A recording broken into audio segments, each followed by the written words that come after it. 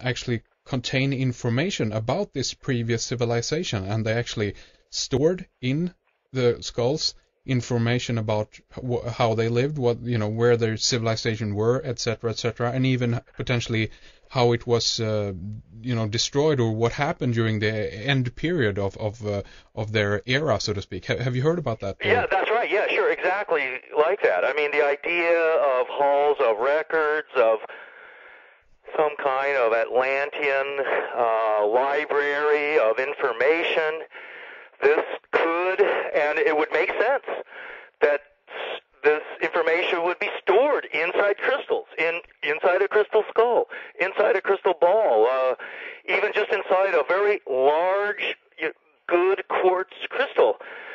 If you look at the Superman comic books and movies, part of the mythology there is that Superman has this fortress of solitude up in the Arctic, where this is his secret,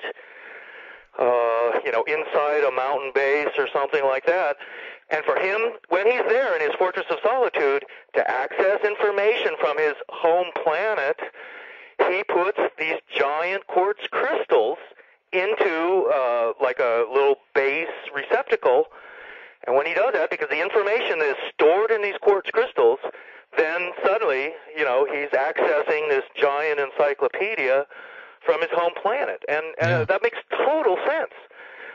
You could do that, and in fact, I mean, storing things inside a quartz crystal is much better than storing them inside some little plastic CD or DVD that can easily be broken, or scratched or something. They wear down eventually, but these things, they last through time, That's right. I mean, quartz crystals are so hard. They're nearly indestructible, but they can be destroyed because quartz can shatter, and it's very brittle. If you took your crystal skull and threw it hard against the wall, you could break it, although it's almost impossible to scratch them, or if you take out your pocket knife and try and scratch your crystal skull, you can't really do it. Yeah.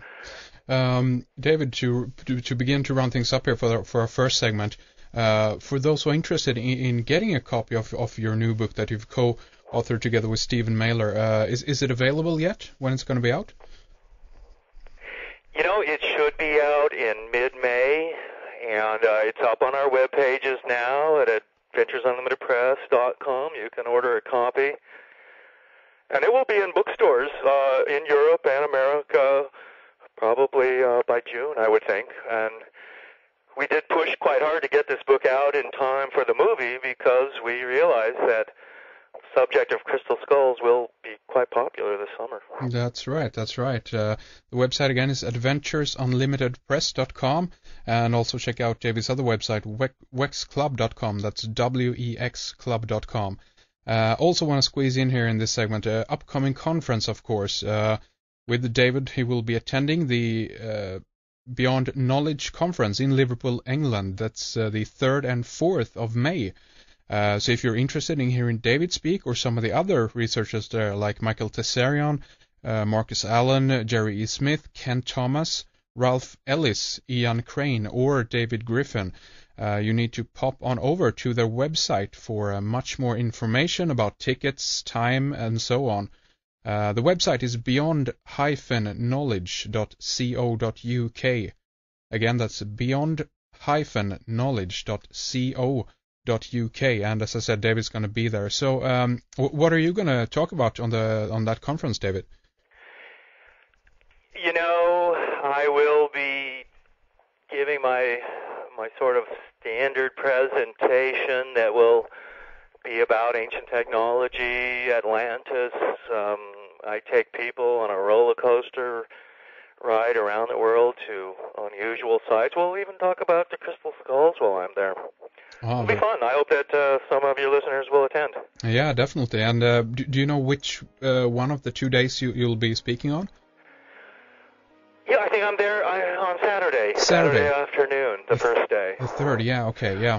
And myself and Frigg is going to be there also, not to do a talk or anything like that, but definitely meet up with some of the researchers and listen to their fascinating talks. So that's going to be definitely a lot of fun. But we'll do like this, that we're going to take a short break right here and continue talking with David in our member section and get into a little bit more about the Easter Island, megalithic structures and lost cities from around the world. So stay with us, David, and we'll be right back after this break.